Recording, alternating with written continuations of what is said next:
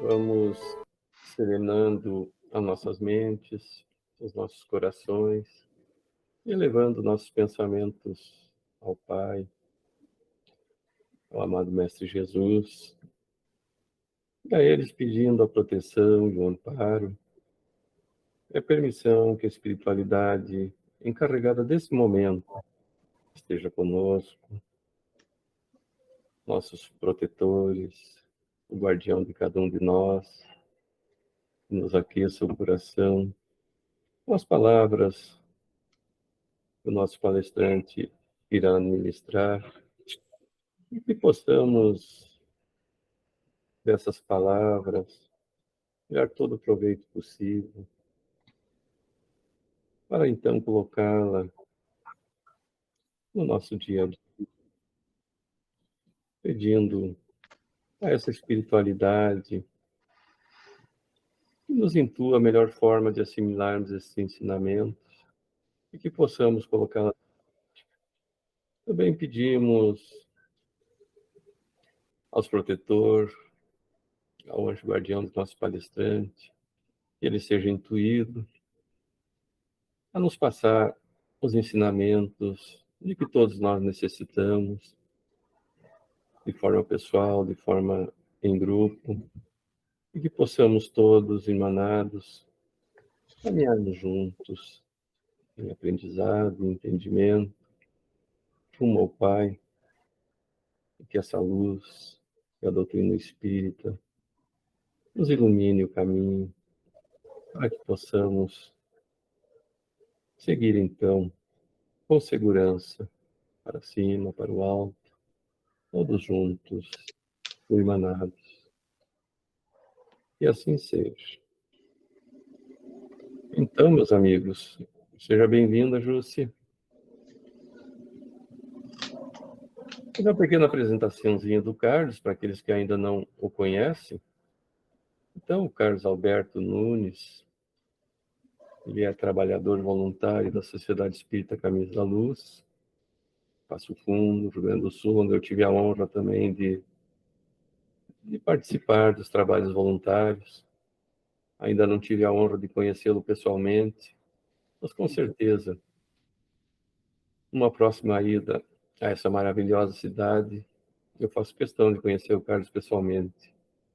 Também exerce atividades na Sociedade Espírita Caminhos da Luz, como expositor doutrinário, atua também como facilitador de grupos de estudos, trabalha como voluntário do Centro de Valorização da Vida, CVV, é voluntário do grupo Fraternidade Mãos Amigas e da Associação de Proteção à Assistência ao Condenado, a PAC.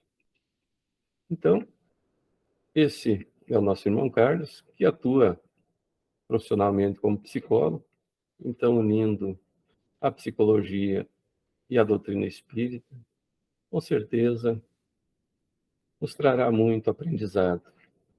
Faça você então, Carlos, a palavra. Tá ótimo, Daniel. Muito obrigado pelas palavras sempre gentis e carinhosas, excessivas muitas vezes, né, com relação aos dimensionamentos aí, mas eu sei que eles são de coração. E eu agradeço muito a participação de todos, né, e gostaria de reforçar muito uma frase que tu disseste na tua prece inicial, Daniel, que possamos todos juntos, hermanados, né, caminharmos na mesma direção. E o objetivo desse nosso encontro hoje não seria uma palestra, né? Eu não gosto muito de ter um palestrante, mas eu gostaria muito de estudarmos juntos, né? Trazermos algumas informações, trocarmos ideias. Então, por isso que fica sempre aberto aí o canal para quem quiser participar, né? Sem problema nenhum, para que a gente possa construir juntos um raciocínio e fazer, né, o que nós realmente, de fato, fazemos aqui, tão bem coordenados pelo Daniel, que é um grupo de estudo. Acho que esse é o nosso objetivo principal de desenvolvimento, né? Então, meus amigos, e amigas, a ideia é falar um pouco sobre a renovação moral de Paulo de Tarso. Falar um pouco porque o nosso tempo é curto, né? Porque temos assuntos aí para algumas encarnações, né? Então, o Paulo, a gente, pelo que a gente tem o conhecimento, né, que nos foi deixado, ele não conheceu Jesus em vida, mas viveu muito a vida que Jesus nos ensinou, né?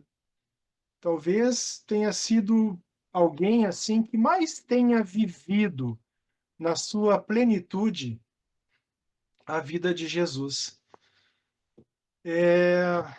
Os ensinamentos que ele nos traz são tão importantes e tão interessantes porque Paulo é uma pessoa, digamos assim, que veio com seus defeitos, com as suas ignorâncias, mas que soube, através das suas vivências,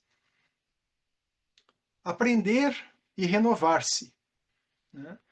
E eu acho que isso também é um grande exemplo para todos nós, né? Então, Paulo, para mim, é um dos grandes super-heróis, né? Alguém falível, alguém que erra, alguém que se arrepende, alguém que consegue se renovar e consegue deixar um legado muito, muito bonito, né, de acordo com as orientações de Jesus. Então, Paulo, ele nasceu na cidade de Tarso, na Cilícia. Essa cidade, atualmente, ela se localiza na Turquia, onde atualmente, melhor dizendo, né, ela sempre se localizou lá, onde atualmente é o território da Turquia, tem aproximadamente 300 mil habitantes, né, com os dados de 2012. Mas Tarso é uma cidade histórica de aproximadamente 9 mil anos, né? Eu peguei alguns dados aqui. Ela foi capital da província romana da Cilícia, né? Uma curiosidade, foi nessa localidade que se encontraram pela primeira vez Marco Antônio, o imperador, né, de Roma, e Cleópatra, em aproximadamente 41 anos antes de Cristo. Saulo, Paulo é o seu nome grego, né, seu nome romano, e Saulo é o seu nome hebraico, né? Ele é descendente de uma família judaica da tribo de Benjamim, né? O significado de Saulo é aquele que foi muito desejado. Seria esse o significado de Saulo. O seu pai, judeu, ele foi um tecelão, foi uma pessoa que teve instrução, foi um comerciante, né? Teve muitos bens, dá para se dizer que ele era uma pessoa rica em bens, e também foi legionário do imperador Augusto. Sendo assim, ele recebeu o título de cidadão romano por mérito, né? E que foi estendido aos seus filhos, né? Então, Paulo tem uma história de vida muito, muito interessante, porque ele sempre foi uma pessoa muito inteligente e, desde cedo, gostava de estudar as leis judaicas, né? E essa facilidade com que ele estudava as leis também o tornou uma pessoa assim muito expansiva e de fácil articulação. Um dos seus grandes méritos era a facilidade com a qual ele se comunicava. Era um excelente orador, um excelente orador. E com essas características, ele foi para Jerusalém, para Jerusalém, e foi aluno lá em Jerusalém de Gamaliel, né? Também Paulo pertencia e seguia a doutrina dos fariseus. Os fariseus, na época, tem uma nota muito interessante no Evangelho segundo o Espiritismo, logo ali na introdução, sobre esses povos, né? Ali no item 3, no capítulo 3 da introdução, notícias históricas. Então, fariseus. A tradição constituía parte importante da teologia dos judeus. Consistia numa compilação das interpretações sucessivamente dadas ao sentido das Escrituras e tornadas artigos de dogma. Constituía entre os doutores assunto de discussões intermináveis, as mais das vezes sobre simples questões de palavras ou de formas, no gênero das disputas teológicas e das sutilezas da escolástica da Idade Média. Daí nasceram diferentes seitas, cada uma das quais pretendia ter o monopólio da verdade. E entre estas seitas, a mais influente era a dos fariseus, que teve por chefe Hillel, doutor judeu nascido na Babilônia, fundador de uma escola célebre, onde se ensinava que só se devia depositar fé nas Escrituras. Sua origem remonta a 180 ou 200 anos antes de Jesus Cristo. Os fariseus, em diversas épocas, foram perseguidos. Aqui consta, por último, por Alexandre, rei da Síria. Este, porém, lhes deferiu honras e restituiu os bens. De sorte que no ano 70 da era cristã, época em que se lhes apagou o nome, foi em consequência da dispersão dos judeus. Acreditavam, ou pelo menos fingiam acreditar na providência, na imortalidade da alma, na eternidade das penas e na ressurreição dos mortos. Jesus, que prezava sobretudo a simplicidade e as qualidades da alma, que na lei preferia o espírito, que vivifica a letra, repetindo, Jesus preferia a simplicidade e as qualidades da alma, que na lei preferia o espírito, que vivifica a letra, que mata. Né? E isso se aplicou durante toda a sua missão, a lhes desmascarar a hipocrisia pelo que tinham neles encarniçados inimigos.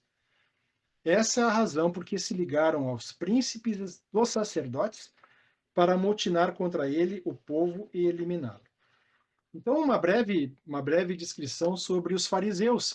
Basicamente, uma seita muito, muito, muito conservadora, né?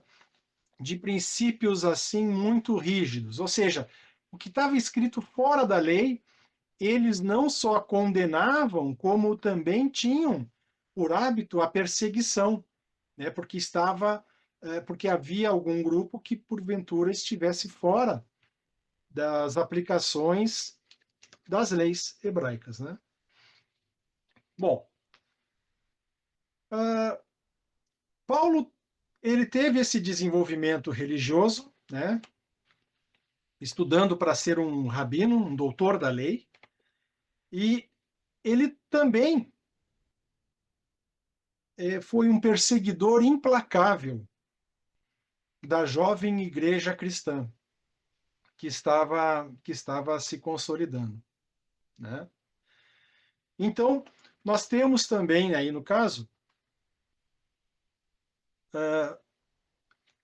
as informações do livro Paulo e Estevão, que serviram assim para nortear algumas ideias, né?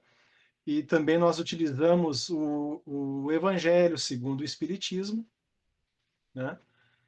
E também a Bíblia, principalmente com relação às epístolas de Paulo, né? Então, Paulo, ele teve uma relação com Abigail.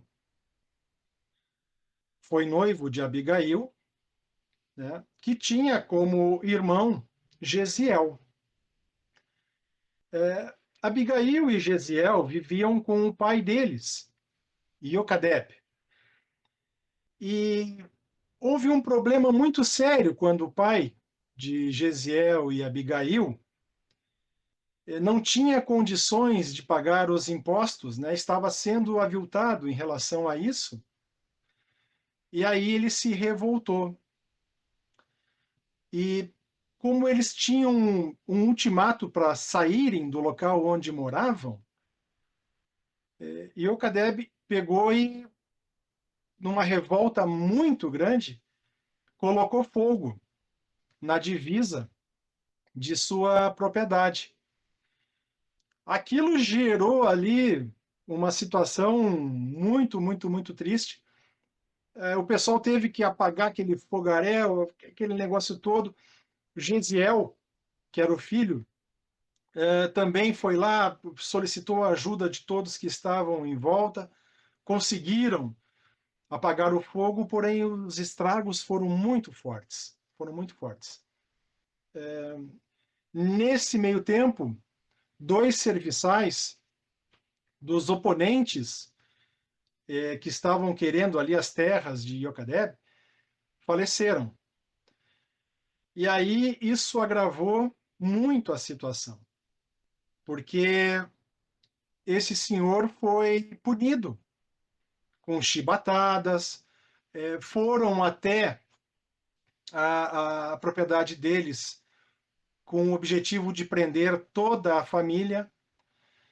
E nesse meio tempo, Iocadeb pegou e confessou para Gesiel que tinha sido ele o autor, né, desse fogo que quase destruiu toda a propriedade.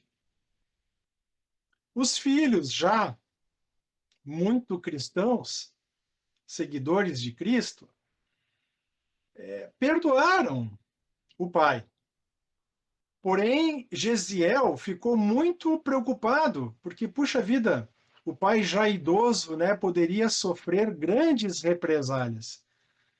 Então, ele já armou uma situação em que, caso fosse condenado, ele se colocaria no lugar do pai para sofrer a pena que seria imposta a ele. Tá? E assim foi. Né? Houve a prisão dos 3 e Iocadeb foi condenado em função da sua idade, né, a chibatadas. Aí Gesiel pegou e confessou, entre aspas, né, que teria sido ele o causador do incêndio e da tragédia. Nesse meio tempo, o juiz condenou também Gesiel. Não tirou a acusação do pai e condenou também Gesiel ao exílio, né, a ser degradado como um escravo das galeras, dos navios. Então saiu tudo errado, né, do que ele tinha planejado. Né? Saiu tudo errado do que ele tinha planejado. Então, a partir daí, houve uma separação da família. Gesiel, né, foi deportado e passou por inúmeros problemas, e em certo momento ele tinha sido dado como morto por Abigail e pelo seu pai. O pai, em função da idade, acabou falecendo, né? E nesse meio tempo, Saulo, ainda Saulo de Tarso, ele tinha conhecido, né, Abigail, de quem era noivo, né? Porém não sabia dessa situação específica em relação ao Gesiel. Né? Então Gesiel ele é deportado e anos mais tarde ele sobrevive. Porém, quando retorna, ele muda seu nome para Estevão, justamente com medo de ser repreendido e tal. Então, pessoal, aí começa toda um romance histórico que é muito bonito, que Emmanuel nos traz nesse livro, Paulo e Estevão, que é a história de como Paulo passou a sua vida, vivenciou essa relação com Abigail, né? E como também Estevão se tornou o primeiro mártir da igreja cristã. Então, Paulo continuava firme na sua jornada, cada vez mais perseguindo essa igreja que falava de um carpinteiro que seria um salvador, que seria um Messias, que seria um escolhido. Ora, Paulo, que era praticamente um doutor da lei, não conseguia admitir como que um marceneiro, praticamente analfabeto, seria um salvador, seria algo messiânico. Como isso seria possível? E aí, Saulo ficava horrorizado com a forma com que era divulgada esse cristianismo primitivo.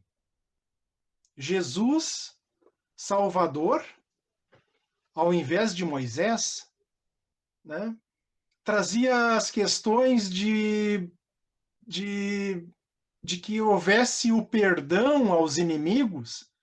Então, tudo aquilo foi encarado de uma forma assim muito perigosa e que precisava de alguma forma ser abafada para que não se multiplicasse. Então, por isso que Paulo, instintivamente, caçava a todos estes novos cristãos que acreditavam em Jesus, né?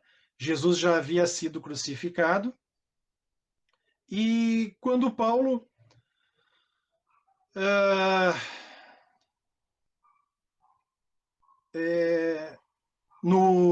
voltando um pouco no livro Paulo e Estevão, quando Paulo se encontra com Abigail,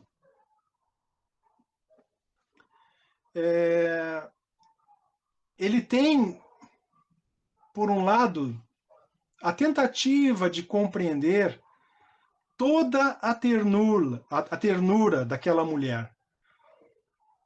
Tantos ensinamentos que ela traz com muito amor, muito carinho, muita gentileza, mas que era de uma difícil compreensão para Paulo, que se por um lado, para Saulo no caso, né, que se por um lado era extremamente inteligente, ainda seu coração era muito rígido nestas questões relacionadas ao amor, né? Muito bem. Saulo, então, que tinha estudado no Templo de Salomão, em Jerusalém, né? Ele tinha fortes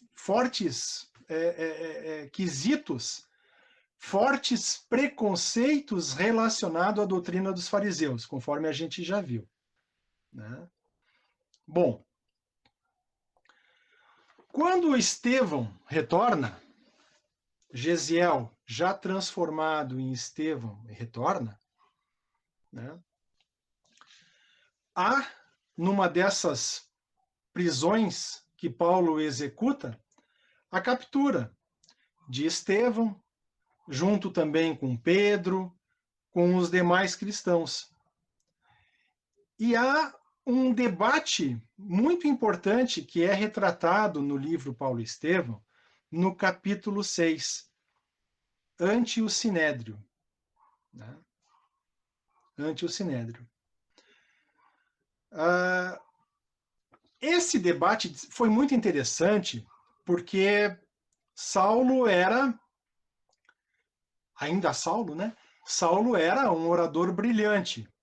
Só que Estevão também. Também. Então, Saulo ficava muito indignado com as respostas que Estevão dava, né? E por isso Estevão foi acusado de blasfêmia, de ter sido um caluniador e também um feiticeiro. Eram basicamente essas 3 acusações de Saulo para Estevão. Blasfêmia, na questão de blasfêmia. Por quê? Porque repetes que o carpinteiro de Nazaré é Salvador. Isso para Saulo era uma blasfêmia. Caluniador. Caluniador quando menospreza a lei de Moisés. Aí Estevão responde: Moisés é a justiça pela revelação, mas o Cristo é o amor vivo e permanente. Então observem, né, que enquanto Saulo cita leis, Estevão cita o amor, né? E com relação à acusação de feiticeiro, Saulo diz para Estevão: eu próprio ouvi curar uma jovem muda num dia de sábado. Qual a natureza dos sortilégios nesse feito? Estevão responde: não fui eu quem praticou esse ato, foi o Cristo, por intermédio da minha pobreza, que nada tem de boa. E ainda retruca: que sortilégio fez com que Moisés jorrasse água de uma rocha? Né? Poxa vida, tu está me acusando de sortilégio? Aí ele devolve para Saulo: e Moisés? Né? Qual a feitiçaria fez com que as ondas revoltas do mar se abrissem para que o povo eleito fugisse do cativeiro? Né? Então o Saulo, nesse momento, tomado de cólera, ele perde com relação aos argumentos e só lhe resta uma coisa, gente: a agressão física. Ele esmurra Estevão. Só que Estevão não reage. E Paulo ainda o chama de covarde. Vem cá, a tua escola é também a mesma escola da indignidade?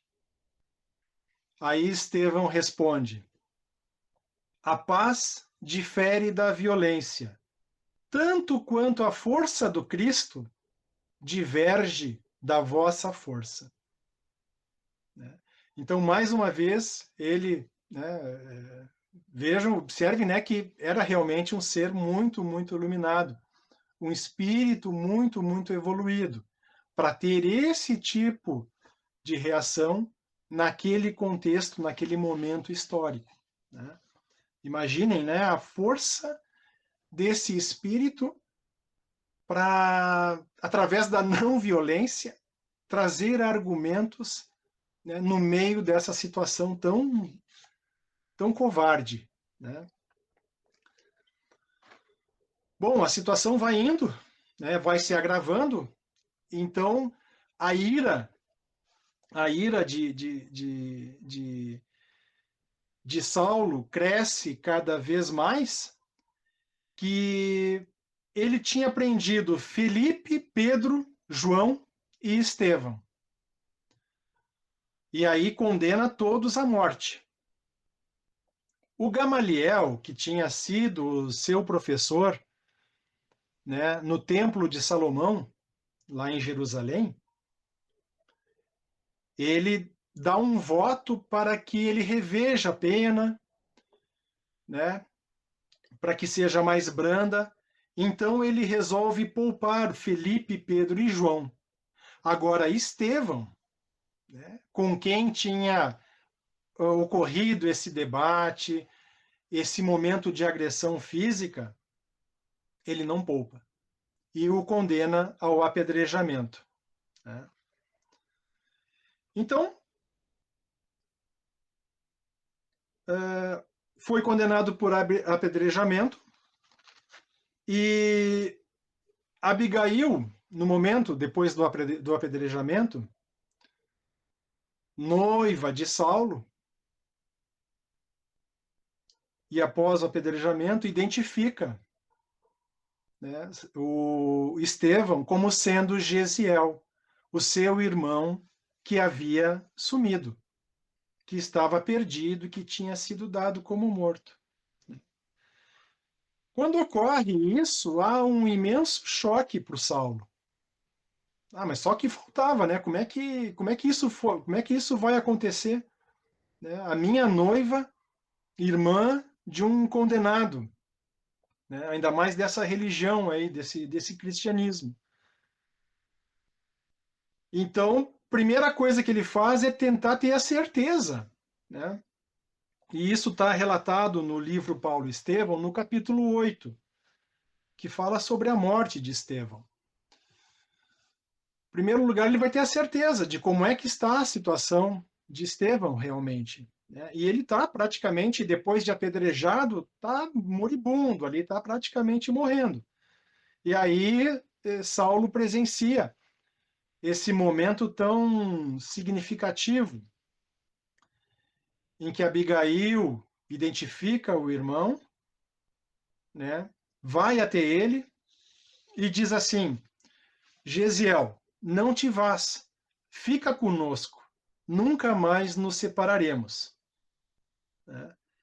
E aí, entre as últimas palavras de Gesiel, ele diz: a morte não separa aqueles que se amam.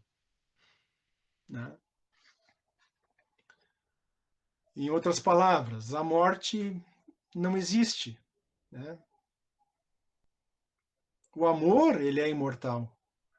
Né? E nós, como espíritos, também somos. Né? Então, a partir daí, o Estevão se torna o primeiro mártir do cristianismo. Só que com essa situação toda, com essa reviravolta toda, com essa novidade que aconteceu, o Saulo, ainda Saulo, ele não perdoa assim a atitude de Abigail e se separa dela. Se separa. E Abigail fica muito, muito, muito doente a partir dessa separação. Né? Passa o tempo, Saulo se arrepende e quando resolve visitá-la, ela também está numa fase terminal. Porém, né, convertida ao cristianismo.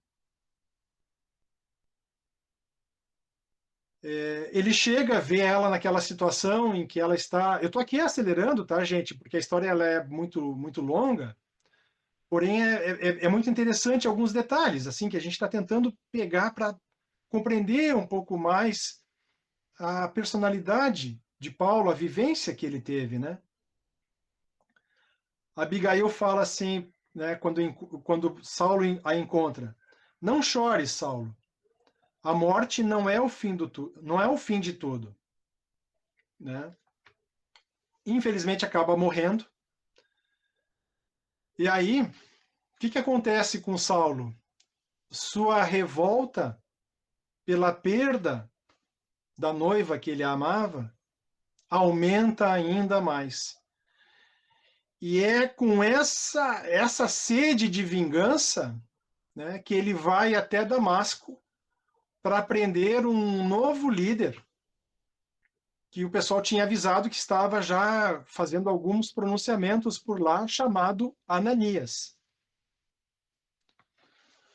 Aí tem aquela passagem muito, muito, muito interessante, né? Em que Saulo, quando chega próximo a Damasco, ele percebe uma luminosidade tremenda, que praticamente o deixa cego. Né? E ele cai ao chão com essa luminosidade.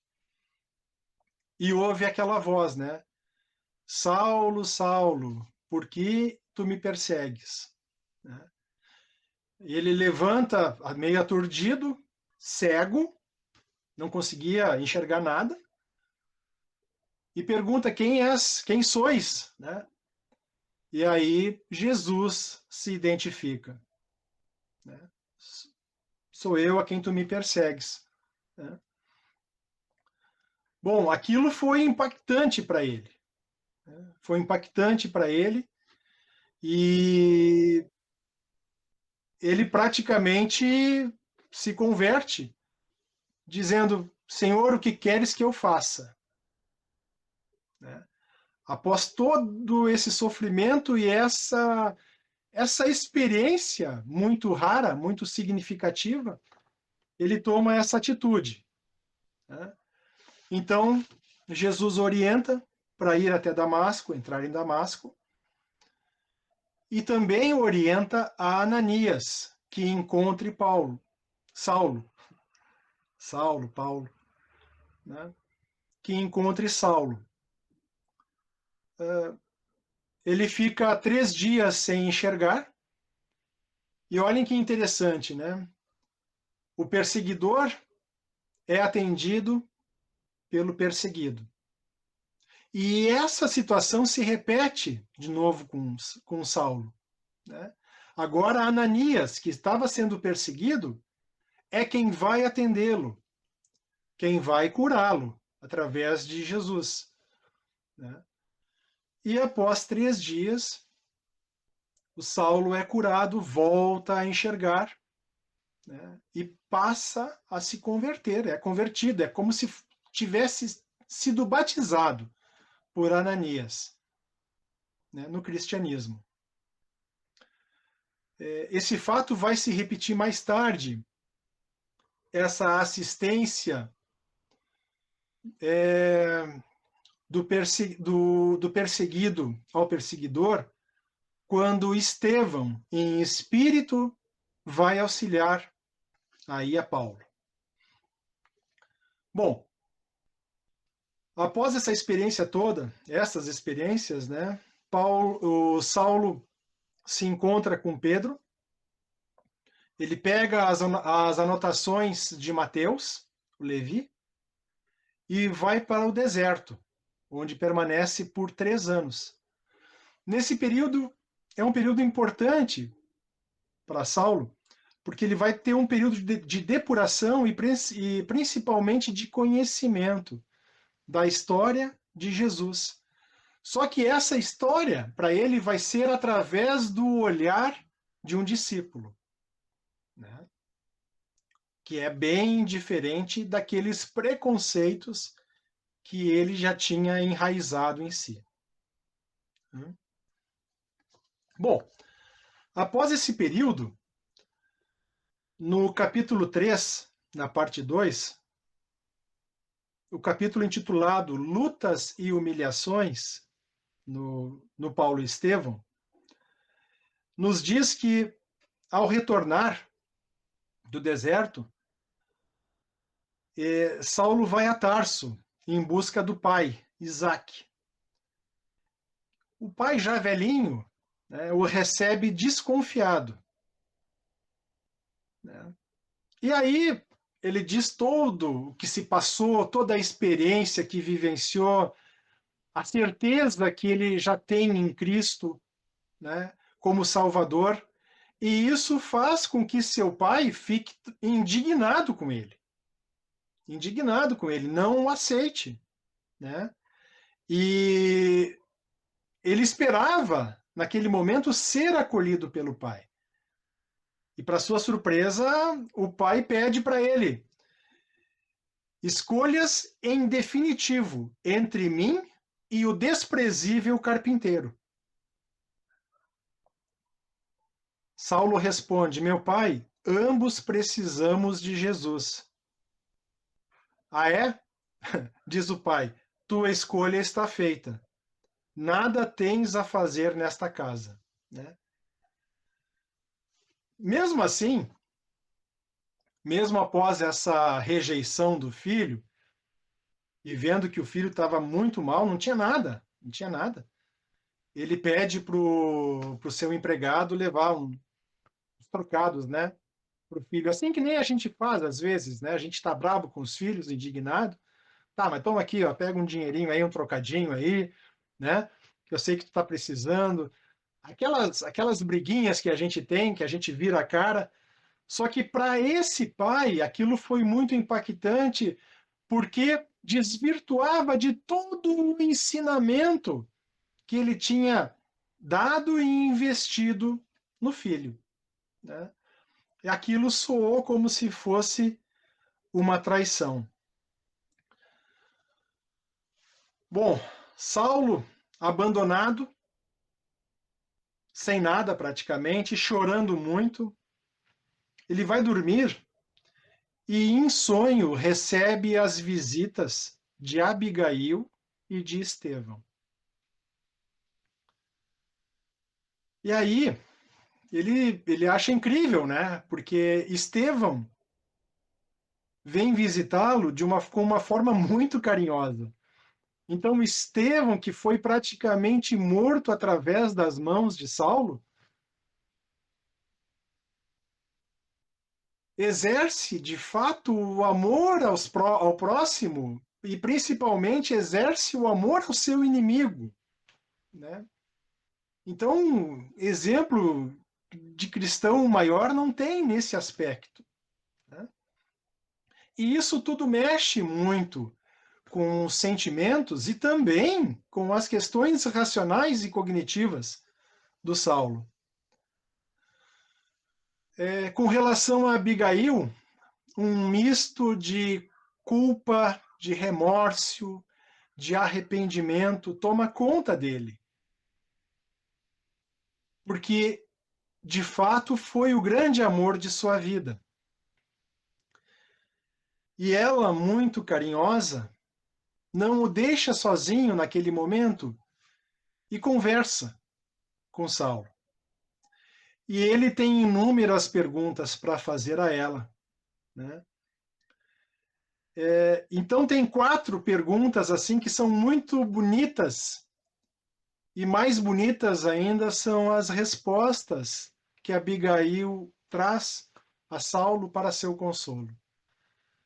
Saulo pergunta a ela: que fazer para adquirir a compreensão perfeita dos desígnios do Cristo?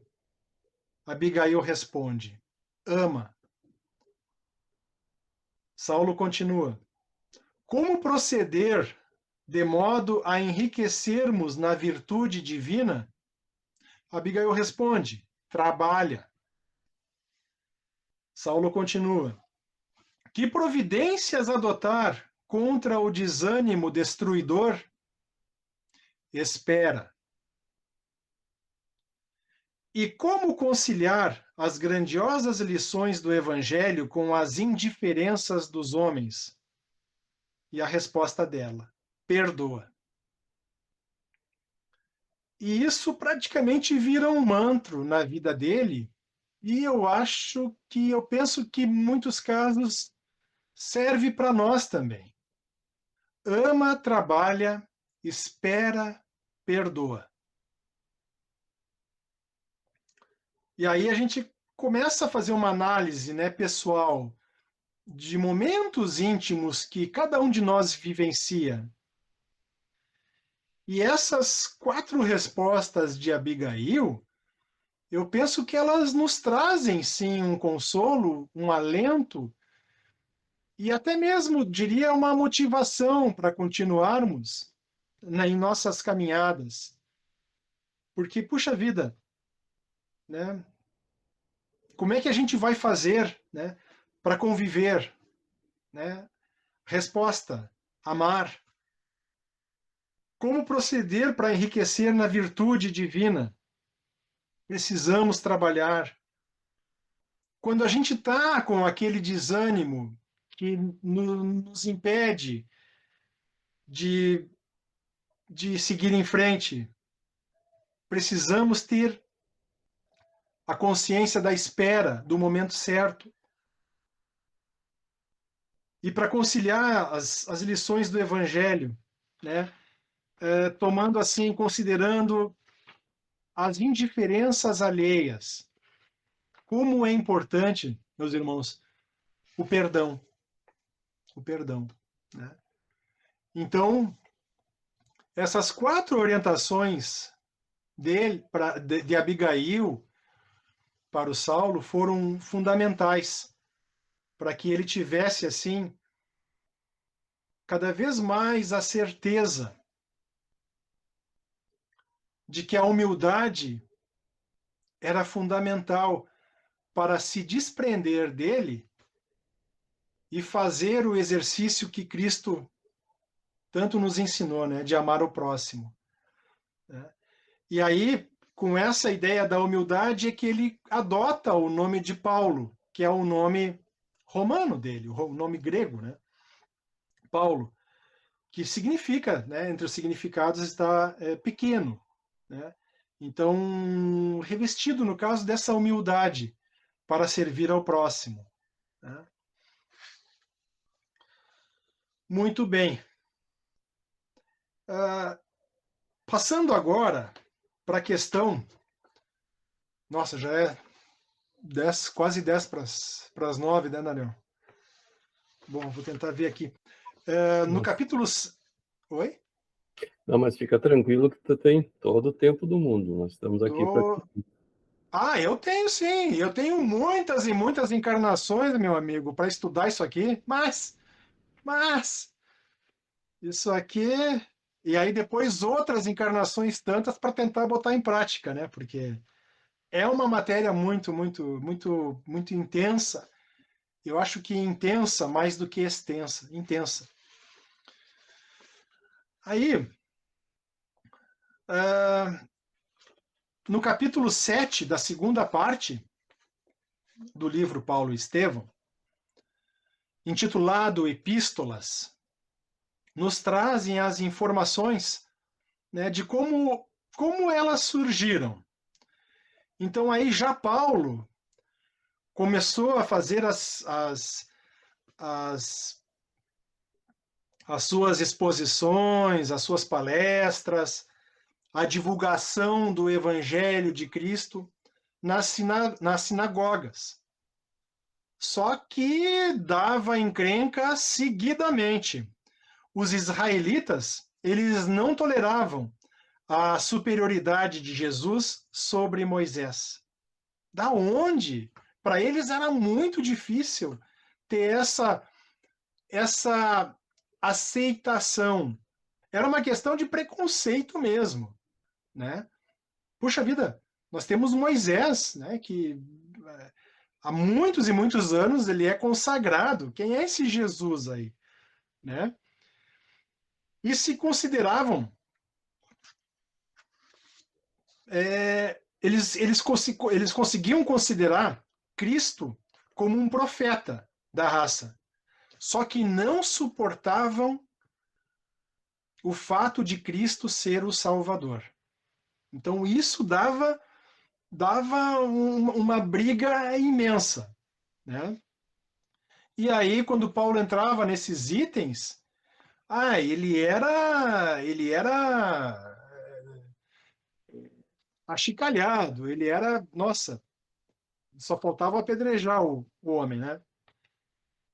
Bom, como ele não conseguia pregar na sinagoga, ele, cansado já de ouvir tantos insultos a Cristo, a quem ele já amava, né, ele decidiu então procurar os gentios, aqueles a quem não tinham a escola judaica, né, não eram os escolhidos, né? E ele estava muito preocupado sobre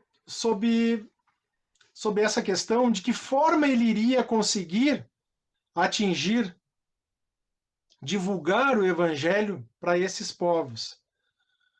Porque naquela época, lembrando os amigos, não tínhamos internet, não tínhamos lives, não tínhamos Wi-Fi, né?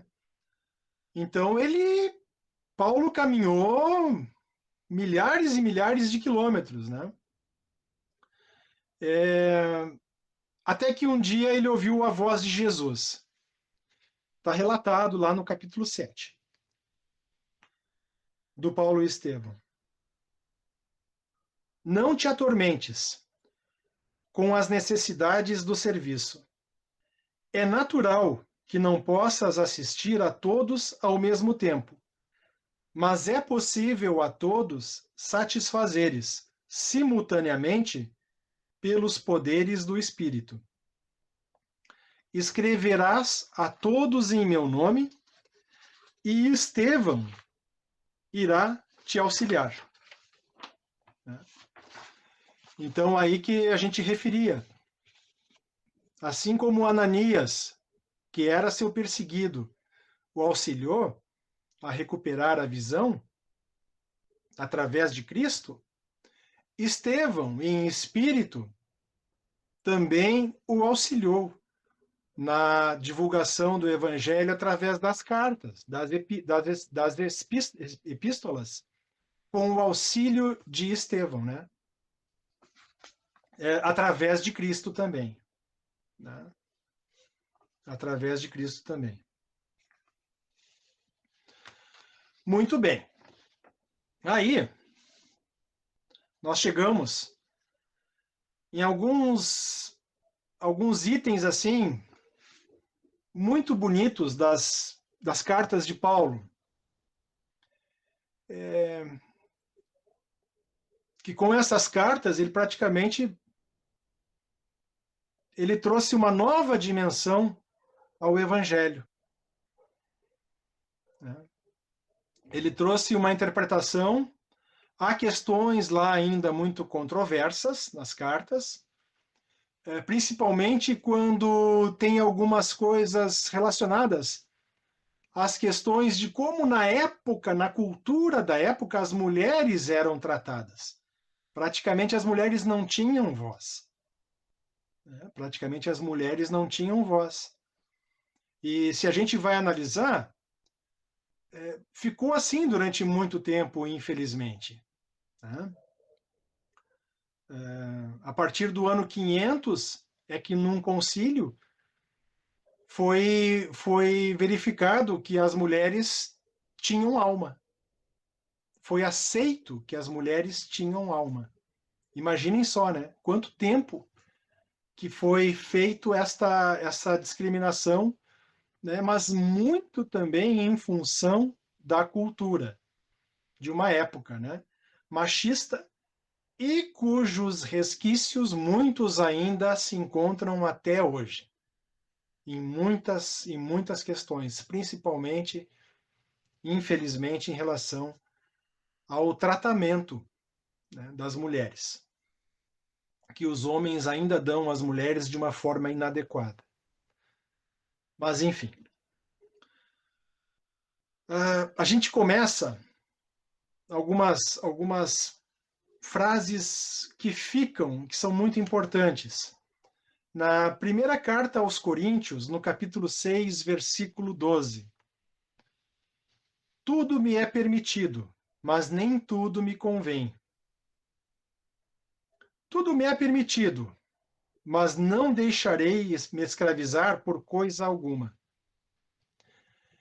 Essa frase de Paulo é uma crítica aos injustos, aos devassos, aos idólatras, aos adúlteros, aos depravados, aos infames, aos ladrões, aos avarentos, aos bêbados. Então ele faz uma crítica social muito grande em relação aos comportamentos dos homens naquele momento. Né? A gente pode fazer tudo, mas nem tudo nos convém. Nem tudo nós devemos fazer.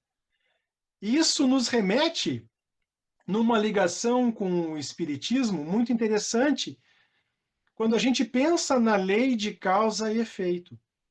Ou seja, eu posso plantar tudo, agora eu vou colher aquilo que eu plantei. Eu vou estar vinculado, né, à minha consequência em relação à minha causa. Né? Muito bem.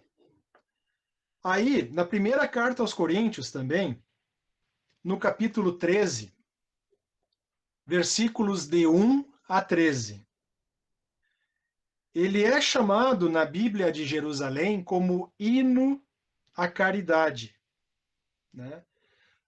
Caridade sendo direcionada como um amor no sentido do ágape, aquele amor dileto, né? Aquele amor puro, aquele amor que não se espera nada em troca, né? E aí eu acho que todos nós lembramos de algumas partes que ele é muito bonito e também foi musicado, né, essa parte, né, que começa assim: ainda que eu falasse línguas, as dos homens e as dos anjos, se eu não tivesse a caridade, seria como um bronze que soa ou como o símbolo que tine. Ainda que tivesse o dom da profecia, o conhecimento de todos os mistérios e de toda a ciência, ainda que tivesse toda a fé a ponto de transportar montanhas, se não tivesse caridade, nada seria. E por aí vai, gente. Eu acho que todos lembram, né, dessas passagens. E de fato, se a gente vai analisar, é um hino, de fato, à caridade, né? Alguma lembrança em relação a algum tema do Espiritismo, quando diz fora da caridade não há salvação, né?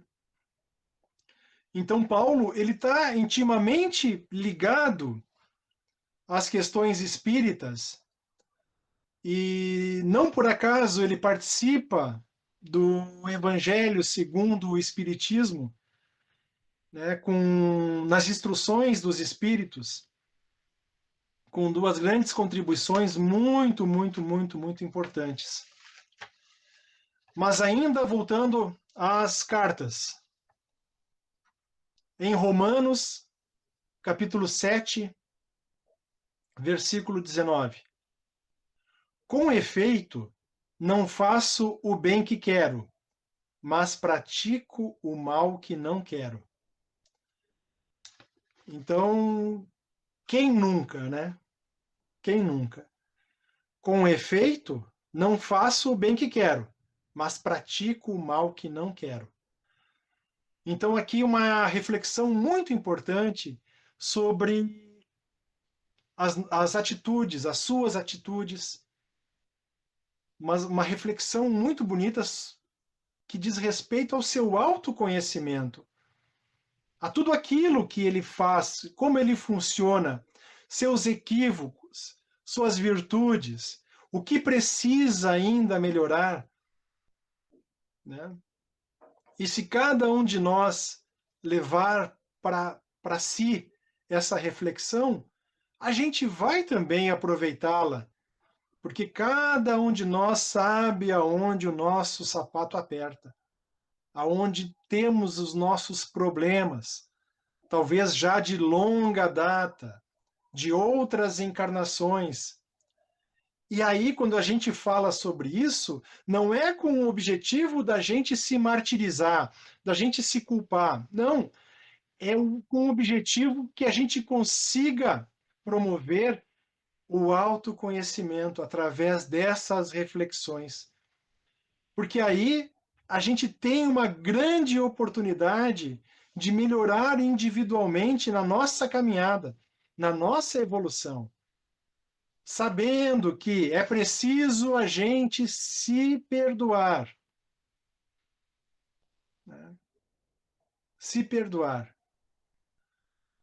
para que aí a gente possa amar a nós mesmos e amar o próximo, né? Então essa interligação ela é muito importante para a nossa evolução. E a gente sabe que muitas questões a gente vai resolver com o tempo. Se a gente olhar para trás, para nossa infância, para nossa juventude, alguns anos, alguns meses atrás, a gente consegue perceber que somos diferentes agora. Somos melhores do que éramos. E esse é o nosso grande objetivo, né? Nos melhorarmos cada vez mais em relação a nós mesmos, né? Então, Paulo nos traz essas reflexões através das suas cartas, né? Na segunda carta a Timóteo, no capítulo 4, versículos 7 e 8. Aqui é praticamente uma despedida a Timóteo, a quem ele tinha como se fosse um filho, né? E essa é a última carta que ele escreve a Timóteo, né? E aí ele diz: combati o bom combate, terminei minha carreira, guardei a fé. Então ele tem a consciência de que, apesar das dificuldades, das limitações, das pressões externas, das resistências, né, ele conseguiu divulgar o evangelho como nenhum outro tinha feito, né? Então foi um bom combate, né? Conseguiu terminar a sua missão guardando sempre a fé, né? E isso é fundamental. Eu imagino, eu não tenho a mínima condição de me colocar no lugar dele, mas eu fico só imaginando a paz de espírito desse homem quando chega nesse ponto, né? Ainda eu, atrelado a questões muito materiais, né, fico imaginando como será, né, a gente conseguir seguir os exemplos de Jesus, né, ter a consciência de fazer um trabalho bem feito e ainda assim guardar a sua fé. Meu Deus, chega a dar um nó na minha cabeça pensar nisso.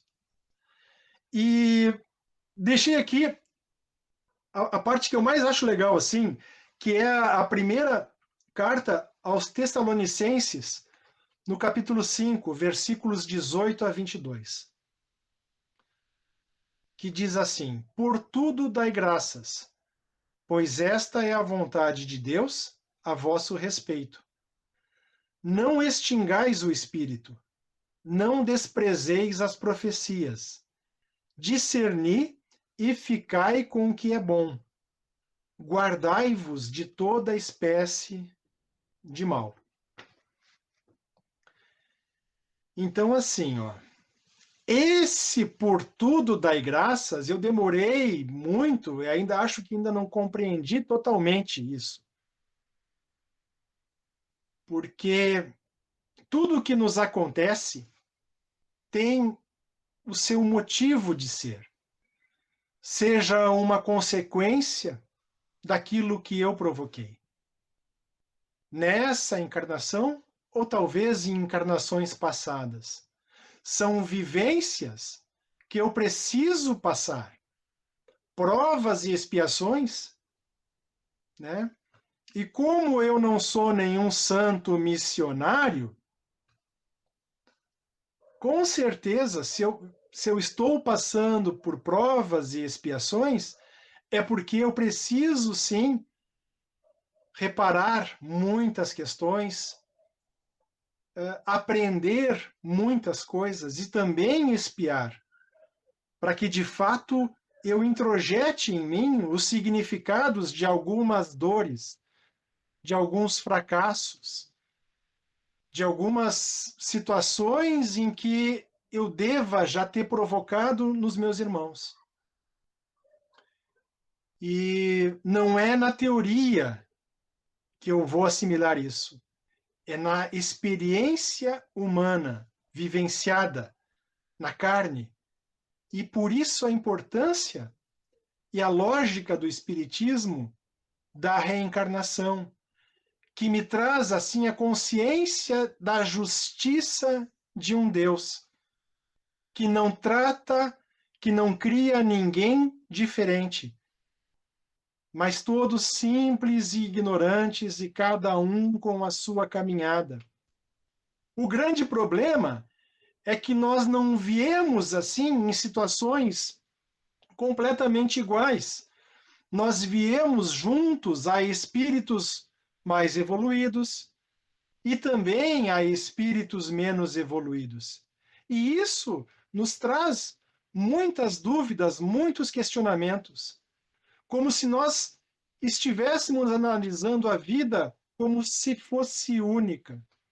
E aí a gente pode cometer um grande equívoco, que é, ao invés de ver um filme completo, ver apenas uma fotografia.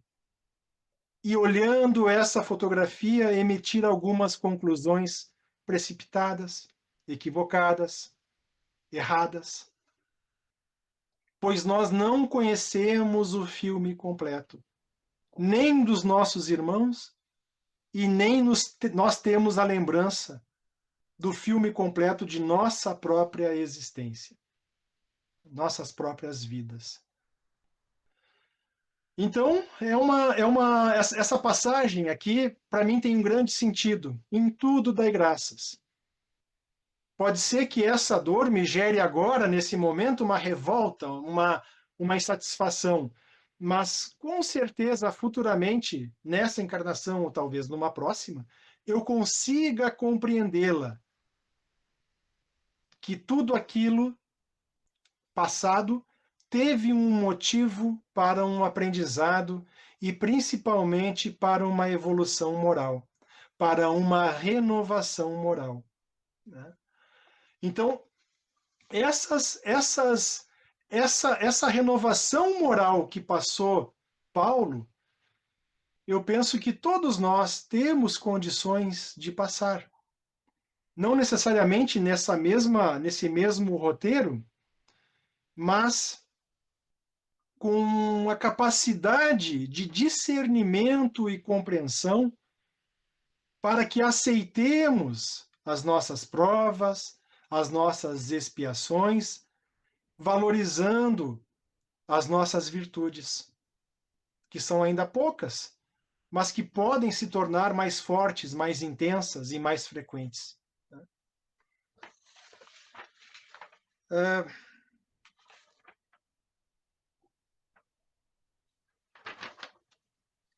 Nós temos aqui um outro item que eu peguei, deixa eu ver que horas são, 9 e 8. As identificações de Paulo com a doutrina espírita, né?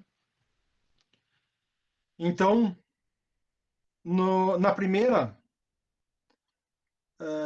carta aos Coríntios, no capítulo 14, versículo 3, diz assim: aquele que profetiza fala aos homens, edifica, exorta e consola. Exorta aqui é no sentido de incentivar, encorajar.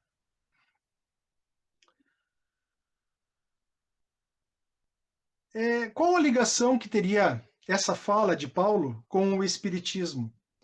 Se nós analisarmos as funções primordiais de uma casa espírita, por exemplo, né, nós vamos compreender que nós precisamos acolher, consolar e instruir. Esses são os grandes objetivos de uma casa espírita. E nós, como espíritas, podemos e devemos também ter estas ações, né? Acolher, consolar, instruir, né, são partes fundamentais para a evolução dos nossos irmãos, consequentemente, da nossa própria evolução.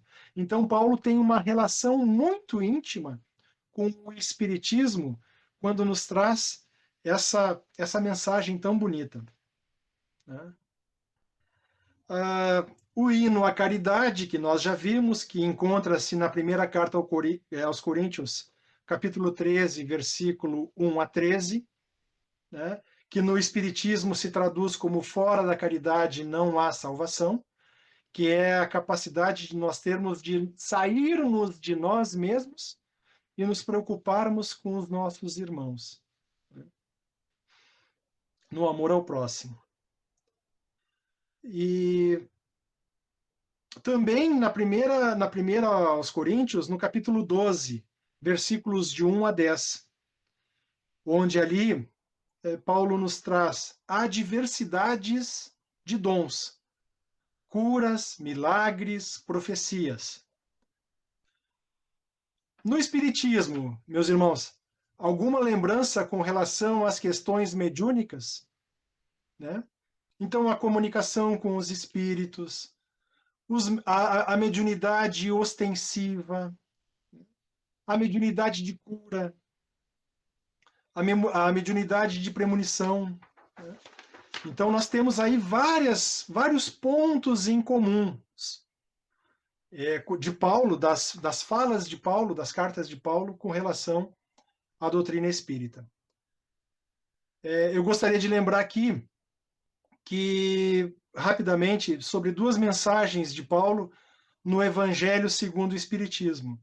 Primeiro, no capítulo 10 do Evangelho segundo o Espiritismo, bem-aventurados os misericordiosos. No item 15, já na instrução dos Espíritos, com relação ao perdão das ofensas, Paulo começa assim: perdoar aos inimigos é pedir perdão para si próprio. Perdoar os amigos é dar-lhes uma prova de amizade. Perdoar as ofensas é mostrar-se melhor do que era. Mais à frente. Quem sabe, aliás, se descendo ao fundo de vós mesmos, não reconhecereis que fostes o agressor? Né? Muito interessante esse questionamento que ele nos faz. Né? Porque se nós acreditamos na reencarnação, nós acreditamos na vida após a vida, nós acreditamos em ciclos, em que temos a oportunidade de recuperação, de reparação, de perdoar. E se por acaso alguém me faz o mal, ele pode estar hoje reagindo ao mal que eu fiz antes. Então, nessa questão, o verdadeiro agressor, o agressor inicial, pode ter sido eu. Né? Então é importante quando a gente consegue analisar por esse prisma. Né? Aí ele continua: há, porém, duas maneiras bem diferentes de perdoar. Há o perdão dos lábios e o perdão do coração. Né? Que seria aquele na qual nós esquecemos realmente desse mal que nos foi feito. E ele termina dizendo que o verdadeiro perdão se reconhece muito mais pelos atos do que pelas palavras. Uma outra participação de Paulo no Evangelho segundo o Espiritismo é no capítulo 15. Fora da caridade não há salvação. No item 10, ele começa assim: meus filhos, na máxima fora da caridade não há salvação, estão encerrados os destinos dos homens na terra e no céu. E mais adiante: submetei todas as vossas ações ao governo da caridade, e a consciência vos responderá. Não só ela evitará que pratiqueis o mal, como também fará que pratiqueis o bem. Porquanto uma virtude negativa não basta, é necessária uma virtude ativa. Então é justamente aquela grande questão: eu não vou fazer mal a nenhuma pessoa. Eu vou pegar e vou me isolar. Vou viver lá nas montanhas do Himalaia. Beleza, eu não vou fazer o mal. Tá, mas e o bem que eu deveria fazer? Será que eu consegui? Né? E isso também não seria uma prova, porque a grande prova está em conviver, sabendo que das minhas dificuldades, enfrentar estas provas, tentar superá-las, fazer o bem, né? E ainda assim perdoar. É uma tarefa bem interessante. Né?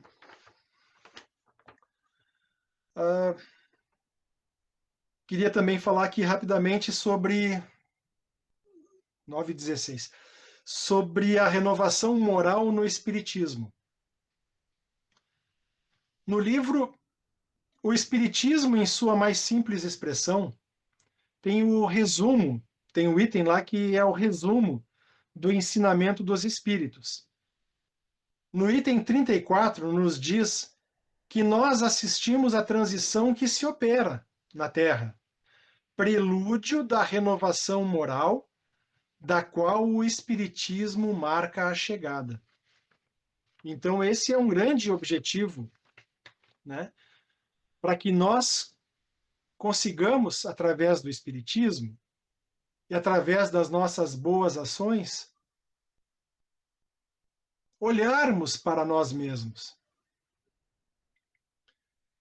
Tendo esse autoconhecimento, buscarmos aquilo que podemos melhorar ainda mais, que já está bom, e tornar bom aquilo que não está. Fazermos essa renovação em termos de conduta, de atitude, de sentimentos, né? Então, esse é o grande desafio que nós temos pela frente. E para isso, a providência divina nos beneficia com a possibilidade da reencarnação, né? Então, meus amigos, assim, seria isso assim que eu queria trazer para a nossa reflexão sobre as vivências de Paulo. Claro que a gente praticamente não abordou muitas questões, mas tem questões assim que nos tocam profundamente e são relacionadas com a doutrina espírita que estamos sempre estudando, né?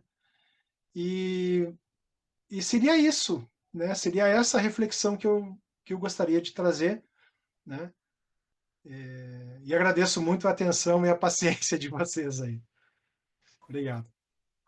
Obrigado, Carlos, por essa maravilhosa exposição e esses exemplos, né, que você trouxe do apóstolo dos gentios, né, o Paulo. E isso nos faz refletir e muito. Quando você falou no estado de espírito do Paulo, eu fiquei lembrando, em uma ocasião, Paulo foi chicoteado. Uhum. E o estado de espírito dele foi tal que ele dormiu durante o açoite. Então você vê assim a que ponto chegou esse, vamos dizer assim, esse desligamento da matéria, né? De ele conseguir cochilar durante o açoite. Imagina assim, aí eu trago isso para mim. De repente, numa contrariedade, instintivamente a gente explode em devolver a agressão por palavras, enfim, né? Então, como isso que você nos colocou hoje sobre Paulo, como a gente se sente distante, né? De um estado de espírito tal que ele encontrou numa encarnação. O que era Paulo, que era Saulo e depois Paulo, não é? E por que para nós é tão difícil? E eu vejo assim, começou lá com Públio Lentulus, Paulo, né? Depois veio Santo Agostinho, todos tiveram jornadas parecidas. Santo Agostinho, uma encarnação, se transformou em santo, né?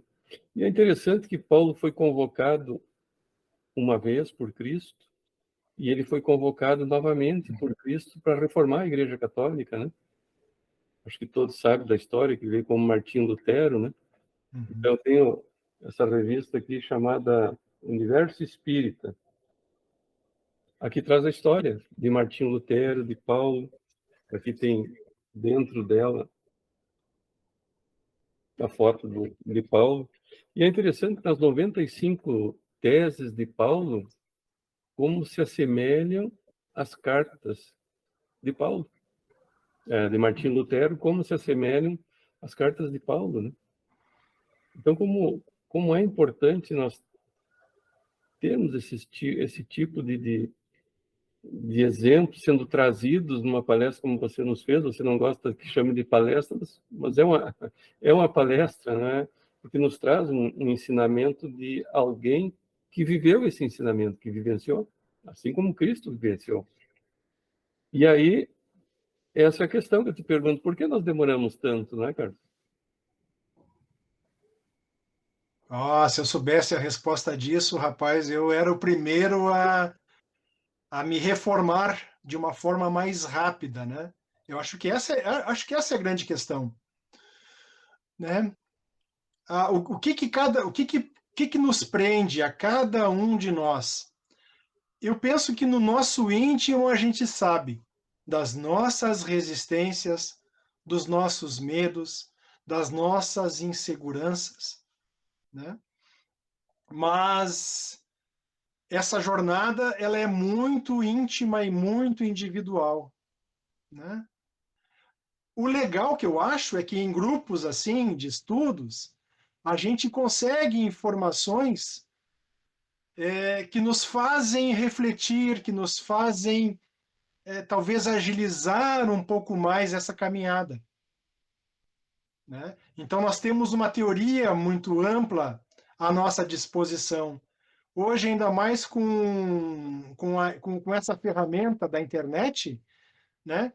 Eu penso que na internet nós temos, a grande maioria é lixo, porém ali nós temos uns 5% de pérolas muito preciosas, que se a gente souber desfrutá-las, vai nos ajudar, nos auxiliar em muito na nossa evolução, né? Então é isso, eu acho que é importante a gente ter esse movimento inicial, né? É verdade, né, Carlos? É interessante que, como você disse, depende de nós. Uhum. Nós fazermos esse pequeno esforço que para nós é gigantesco, né? É. Então, e mais importante ainda, como você citou, é nosso, mas nós estamos caminhando juntos, uns auxiliando os outros. E isso é importante. Nós não estamos só nessa caminhada.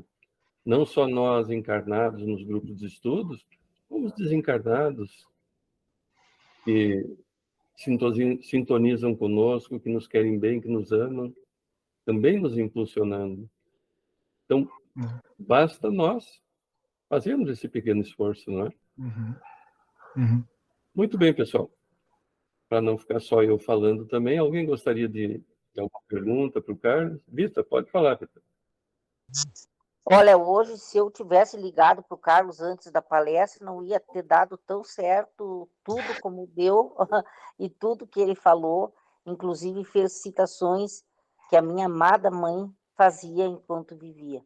Porque hoje, somente hoje, eu vejo que minha mãe foi uma missionária enquanto esteve aqui conosco, não é? A gente só vai ver isso tardiamente, não é? Mas assim, ó, de tudo isso que tu falaste hoje, o Daniel sabe, porque eu emprestei um livro também do Ferraz para ele, ó, e eu peguei esse livro essa semana para ler, Nos Tempos de Paulo, também do Ferraz, que vocês conhecem, né? Sim. Então, no finalzinho desse livro aqui, tem quando ele vai preso, né? A história de quando ele vai preso, é bem no final do livro.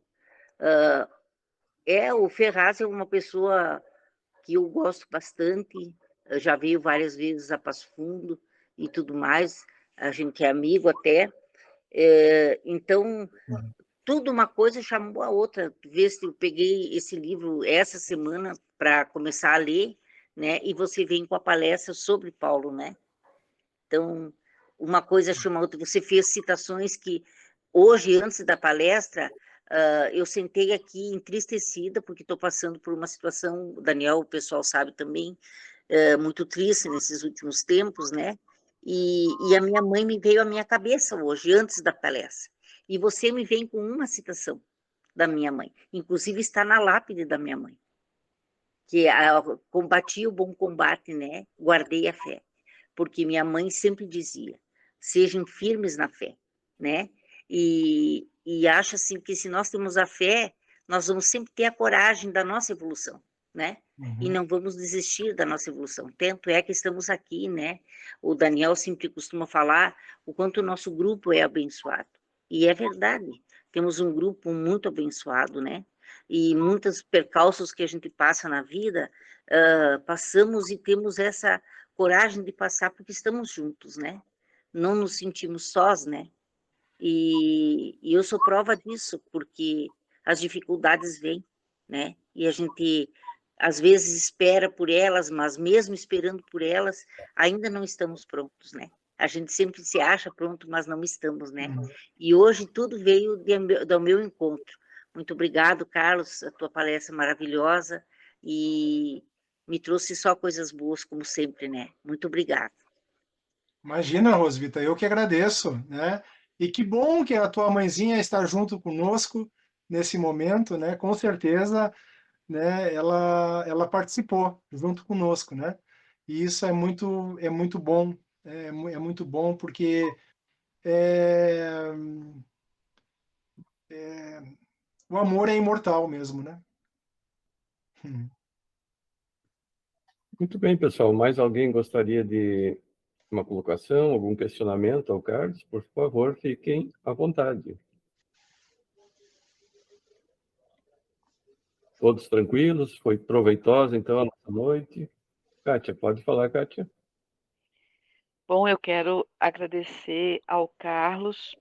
Não foi uma palestra, foi uma aula. Fala em meu nome, né? Porque eu não conhecia a história de Paulo. Eu já, em alguns livros que eu estudo, enfim, eu vi alguns comentários, né? Mas eu não conhecia a história, não fazia ideia de que fosse assim. Então, para mim, foi uma aula. Aprendi muito. E agora, sabendo da história da vida de Paulo, é que a gente vê que é a nossa vida, né? É a nossa experiência.